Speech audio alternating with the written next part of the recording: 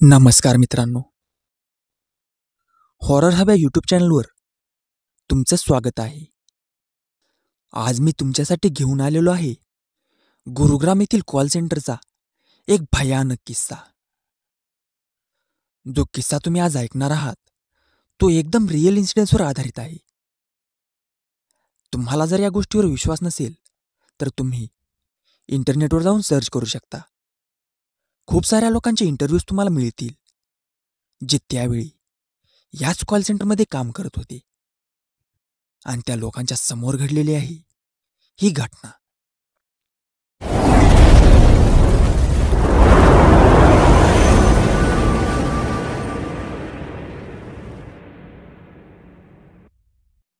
या गोष्टीला सुरुवात होते 2005 मध्ये.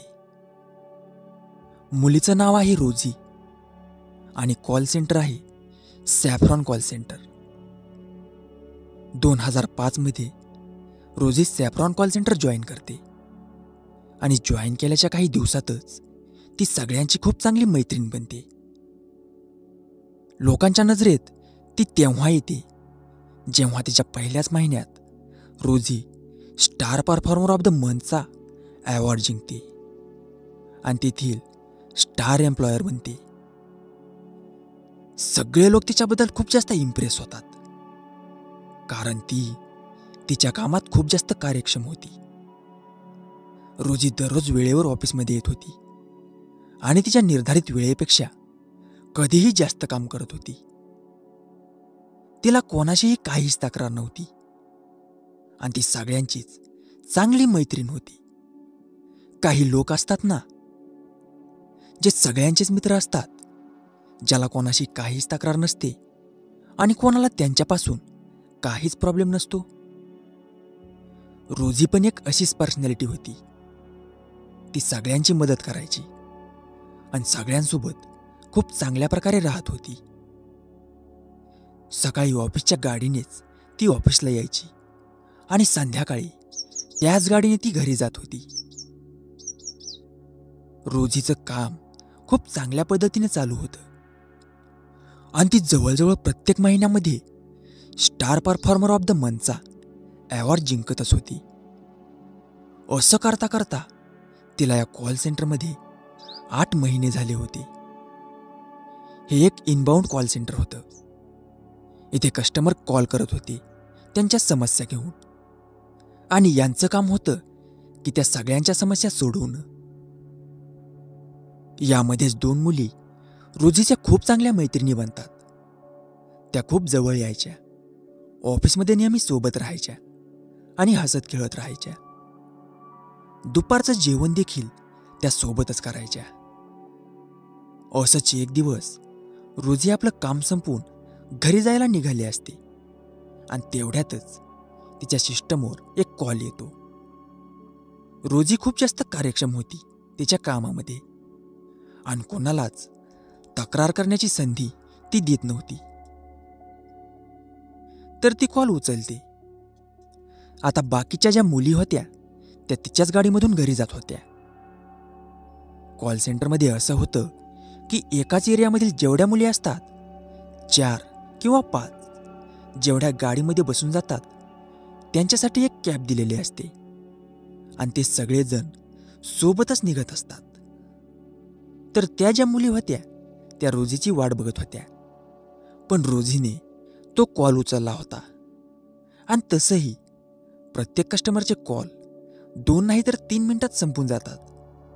तर रोजी बोलतच होती, पण हा कॉल नॉर्मल टाइम लिमिटच्या जास्त वेळ घेतो.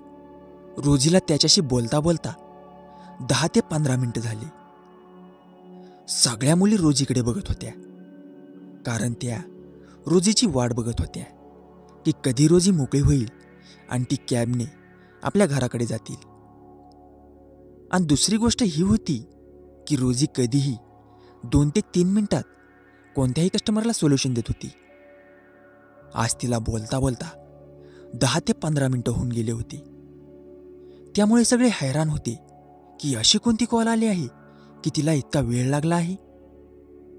ती बोलतच होती आणि बोलता बोलता 20-25 मिनिटं झाली आता कॉलवर बोलता बोलता रोजीची एक्सप्रेशन्स चेंज व्हायला लागली. ती खूप जास्त परेशान व्हायला लागली. ती तिचे डोळे मोठे करायला लागली. कधी ती तिचं डोकं धरायला लागली, तर कधी ती तिचं डोकं डेस्कवर ठेवायला लागली. बाजूला उभ्या असलेल्या मुली तिला इशारा करायला लागल्या की आम्ही तुझी काही मदत करू का? काय समस्या आहे? इतका वेळ झाला कॉल का चालू आहे? पण रोजीचं लक्ष फक्त कॉलवर होतं आणि ती कस्टमरसोबत बोलतच होती. त्या कस्टमरसोबत बोलता बोलता एक दोन वेळेस रोजी रडली पण होती. ही कॉल अजूनही लांबतच चालली होती आणि कॉल कटता कटता या कॉलचा वेळ होता 1 तास आणि 1 मिनिट. जशी कॉल कट होते, सगळेजण रोजीच्या जवळ येतात आणि विचारतात की काय झालं? असा कोणता क्लायंट होता की कॉल इतका वेळ चालू होता? रोजी या गोष्टीला इग्नोर करते आणि कोणतंही व्यवस्थित उत्तर देत नाही आणि म्हणते की काही नाही ग, कोणतरी असाच क्लायंट होता, परेशान करत होता, आणि या गोष्टीला ती इथंच सोडून देते. सगळेजण कॅबमध्ये बसतात आणि आपापल्या घरी निघून जातात. दुसऱ्या दिवशी सकाळी सगळेजण हैराण होतात की त्यांची स्टार परफॉर्मर रोजी, जिने कधीही कसली सुट्टी घेतली नव्हती, त्या दिवशी ती ऑफिसला येतच नाही, कोणत्याही नोटीसशिवाय. तिने कुणालाही सांगितलं नव्हतं की आज ऑफिसला येणार नाही. टीम लीडर देखील खूप जास्त हैराण होते. रोजी, जी कधीही सुट्टी घेत नव्हती, ती आज न सांगता कशी सुट्टीवर आहे? ती रोजीच्या ज्या 2 बेस्ट फ्रेंड्स होत्या त्यांना विचारते की तुम्हाला काही माहीत आहे का, रोजी कुठं आहे? त्या दोघींनाही काहीच माहीत नव्हतं की रोजी का नाही आली. टीम लीडर रोजीच्या नंबरवर कॉल पण करते, पण कॉलवर काहीच उत्तर येत नाही. ही गोष्ट त्या दिवशी अशी सोडून दिली जाते. दुसऱ्या दिवशी देखील रोजी परत कामावर नाही आली. टीम लीडर खूप जास्त हैराण होते आणि माहिती करण्याचा प्रयत्न करते. कॉल करते की रोजी का नाही आली, पण त्याचा काहीच उपयोग होत नाही. असं करता करता 3-4 दिवस निघून जातात. सगळ्यांना माहीत होतं की शेवटचा कॉल जो रोजीने घेतला होता, त्यामध्ये रोजी खूप जास्त परेशान झाली होती. टीम लीडर तिची कॉल रेकॉर्डिंग चेक करते आणि बघते की अशी कोणती गोष्ट झाली होती त्या कॉलवर. पण जेव्हा सत्य समोर येतं, तेव्हा पूर्ण कॉल सेंटरचे लोक खूप हैराण होतात. जेव्हा ती रेकॉर्डिंग लावली जाते, तेव्हा 1 तास पूर्णपणे फ्लॅट रेकॉर्डिंग होती. ना त्यात रोजीचा आवाज होता, ना त्या समोरच्या कस्टमरचा आवाज होता. तिच्या शेजारी जो मुलगा बसलेला होता, तो सांगतो की त्याने हेडफोनमध्ये आवाज तर ऐकला होता, म्हणजे कोणीतरी समोरून बोलत तर होता, पण रोजी इतक्या हळू आवाजात बोलत होती. तिची एक खासियत होती की शेजारच्या व्यक्तीला पण माहीत होत नव्हतं की ती काय बोलत आहे. पण ही गोष्ट तर नक्कीच होती की तिथं कोणता तरी कॉल आला होता आणि समोरून कोणीतरी बोलत होतं. वर हेड ऑफिसला ही गोष्ट जाते आणि तिथून एका इंजिनियरला बोलवलं जातं ती रेकॉर्डिंग चेक करायला. तो रेकॉर्डिंग बघतो आणि ती पूर्णची पूर्ण रेकॉर्डिंग फ्लॅट होती, म्हणजे त्या कॉलमध्ये कुणीच काहीच बोलत नव्हतं.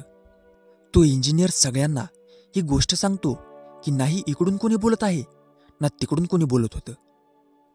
सगळेजण हैराण होतात की रोजी, जी 1 तास बोलत होती, असे विचित्र एक्सप्रेशन्स देत होती, रडत होती, परेशान होत होती, आणि त्या कॉलवर काहीच संवाद होत नव्हता, की ही कोणती मस्करी होती. रोजी 4 दिवसापासून ऑफिसला येत नव्हती आणि काही दिवसानंतर तिची टीम लीडर, जो ट्रॅव्हल डेस्क आहे, म्हणजे ज्या कॅबने रोजी येत होती, त्या लोकांकडे जाते आणि त्यांच्या ॲड्रेसवर जाते. रोजीने तिथं जो ॲड्रेस लिहिला होता, त्यांच्या ऑफिसमधून 2 जण तिथं जातात आणि जाऊन घरमालकाला विचारतात की इथे एक मुलगी राहते आणि ती आमच्या कॉल सेंटरमध्ये काम करते, काही दिवसापासून ती येत नाही. घरमालक या गोष्टीला साफ नकार देतो. तो म्हणतो की आमच्या इथं कोणी मुलगी राहतच नाही. तुम्ही कोणत्या मुलीबद्दल बोलत आहात? पण कॅबवाला बोलतो की माझ्या समोर दररोज रोजी हे गेट खोलत होती आणि आतमध्ये जात होती. घरमालक या गोष्टीवर हसतो आणि म्हणतो की खूप महिन्यांपासून माझा हा फ्लॅट रिकामाच आहे आणि इथं कोणीही राहायला नाही आलं. एक शक्यता ही पण होती की बरेच लोक आपली प्रायव्हसी लपवण्यासाठी ॲड्रेस वेगळा देतात आणि दुसरीकडेच राहतात आसपास. तर कॅबवाल्याला दाखवण्यासाठी ती हे गेट खोलत असेल आणि दुसऱ्याच एखाद्या गेटमध्ये जात असेल, म्हणजे एखाद्या दुसऱ्याच घरी जात असेल, असं त्यांचं म्हणणं होतं. तिचा जो प्रॉपर घराचा ॲड्रेस होता त्याबद्दल माहिती घ्यायला सुरुवात केली. तिच्या मित्रमैत्रिणींना विचारलं की तुम्हाला माहिती आहे की एक्झॅक्टली ती कुठे राहते? पण कुणाला काहीच माहीत नव्हतं. 2-2.5 महिन्यानंतर रोजीच्या घराची माहिती मिळते. सॅफ्रॉन कॉल सेंटरच्या HR टीमचा एक माणूस रोजीच्या घरी जातो. तिथं जाऊन सर्वात आधी तो प्रशंसा करतो की तुमची मुलगी खूप जास्त चांगलं काम करते. शी वॉज द स्टार एम्प्लॉय. ती तिच्या कामामध्ये खूप चांगली होती. एम्प्लॉय ऑफ द मंथ येत होती. ही गोष्ट ऐकल्यानंतर तिचे पॅरेंट्स म्हणतात की तुम्ही कोणाबद्दल बोलत आहात? कोण खूप चांगलं काम करत होती? कोण फर्स्ट येत होती? कोणाबद्दल बोलताय तुम्ही? ते म्हणतात की आम्ही तुमच्या मुलीबद्दल बोलत आहोत. ID कार्ड्स जे रोजीचे तिथे अवेलेबल होते त्यामधून फोटोज दाखवतात.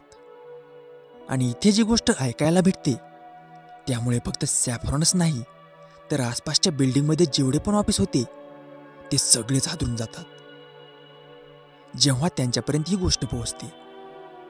तिचे आई वडील सांगतात की आमच्या मुलीला मरून 8 वर्ष झाली आहेत.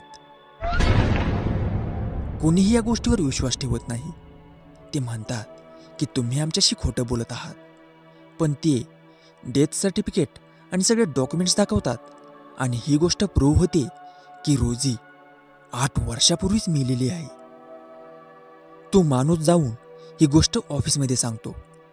ते लोक एका हायर कमांडवरून कॉल करतात तिच्या आईवडिलांना आणि ही गोष्ट क्लिअर होते की खरंच रोजीला जाऊन 8 वर्ष झाले आहेत. पूर्णच्या पूर्ण कॉल सेंटर हादरून जातो. तिचे जेवढे पण जवळचे लोक होते जे तिच्या सोबत राहत होते, तिच्यासोबत काम करत होते, त्यांच्या मनामध्ये एक भीती निर्माण होते. तिच्या ज्या 2 बेस्ट फ्रेंड्स होत्या त्यातील एक जणीला हार्ट अटॅक येतो आणि ती तिथंच मरून जाते आणि दुसरी डोक्यावर परिणाम होऊन पागल होते. नंतर अजून एक गोष्ट समोर येते. HR टीम ज्या अकाउंटमध्ये पैसे टाकत होती रोजीला, त्या अकाउंटमधून पहिल्या महिन्यापासूनच कोणताही अमाऊंट विड्रॉ झालेलं नव्हतं, म्हणजे कसलाच पैसा काढलेला नव्हता. तर मग ही कोण मुलगी होती जी काम करत होती आणि ऐकण्यात आलं की 8 वर्षापूर्वीच ती मेलेली आहे. या गोष्टी झाल्यानंतर पूर्ण सॅफ्रॉन कॉल सेंटरमध्ये एकच भीती निर्माण झाली. खूप साऱ्या लोकांनी त्यांची जॉब सोडली. खूप साऱ्या सिक्युरिटी गोष्टी पण तिथे अप्लाय केल्या गेल्या. म्हणजे मॅनेजमेंटने सांगितलं की कोणीही एकट्याने वॉशरूमला नाही जायचं, 2-3 जणांच्या ग्रुपनेच वॉशरूमला जायचं. आणि खूप साऱ्या लोकांना सुट्टी पण दिली जे खूप जास्त घाबरले होते. खूप साऱ्या गोष्टी केल्या या कॉल सेंटरला वाचवण्यासाठी, पण तिथले लोक जॉब सोडतच चालले होते. त्यांच्या मनामध्ये एक भीती बसली होती. फक्त एवढंच नाही, आसपासच्या बिल्डिंगमध्ये पण ज्या कंपन्या होत्या तिथे पण काही लोकांनी भीतीमुळे आपली जॉब सोडली. ही गोष्ट आपल्याला पोलिसांच्या FIR रिपोर्टमध्ये कुठेही नाही भेटणार. कारण या गोष्टीची काय FIR करणार की एक मेलेली व्यक्ती आमच्या इथं जॉब करत होती आणि नंतर ती सोडून गेली. काही काळानंतर ही गोष्ट समोर येते की हे कॉल सेंटर ज्या बिल्डिंगवर बनवलं होतं तिथे एक 100 वर्षापूर्वीचं स्मशान होतं. खूप काही गोष्टी पूर्वीही तिथे घडल्या होत्या. जसं की गार्ड एकदा खाली झोपलेला होता बेसमेंटमध्ये. तो समोरच्या खुर्चीवर पाय ठेवून झोपला होता आणि 2-3 वेळा त्याला असं वाटलं की की त्याचा पाय कोणीतरी ओढला आणि चौथ्या वेळी त्याचा पाय कोणीतरी ओढून त्याला खाली पाडलं. एकदा एक मुलगा वॉशरूममध्ये होता आणि बाहेरून एका मुलीचा किंचाळण्याचा आवाज आला.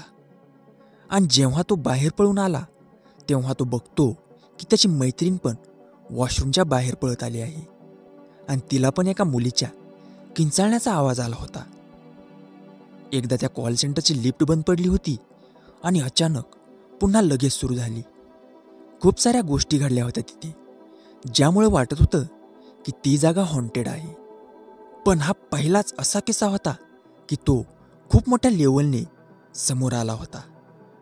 त्या कॉल सेंटरमधून हळूहळू करून सगळ्यांनी जॉब सोडून दिली, कारण सगळेजण खूप जास्त प्रमाणात भिले होते. आज पण ती बिल्डिंग तिथेच गुरुग्राममध्ये आहे आणि लोक तिच्या जवळून फिरकायला देखील घाबरतात. तर ही होती आजची गोष्ट मित्रांनो. कशी वाटली तुम्हाला ही कथा ते कमेंट करून मला नक्की सांगा. आणि इंटरनेटवर जाऊन सर्च करा. खूप साऱ्या लोकांचे इंटरव्ह्यूज तुम्हाला भेटतील जेव्हा त्यावेळी ते हजर होते त्या कॉल सेंटरमध्ये, जेव्हा ही घटना घडली होती. जर तुम्हाला ही कथा आवडली असेल तर लाईक करा, शेअर करा आपल्या मित्रांसोबत आणि कमेंट करून नक्की सांगा की ही कथा कशी वाटली. जर तुम्ही या चॅनलवर नवीन असाल आणि पहिल्यांदाच माझ्याकडून कथा ऐकत असाल तर चॅनलला सबस्क्राईब करा आणि तिथेच एक बेल आयकॉन दिसेल त्याला पण प्रेस करा. त्यामुळे येणाऱ्या काळात मी ज्या कथा घेऊन येईल त्या सगळ्यात आधी आपल्यापर्यंत पोहोचतील. सबस्क्राईब करा आणि जॉईन व्हा आपल्या हॉरर हब या चॅनलच्या परिवारासोबत. नमस्कार.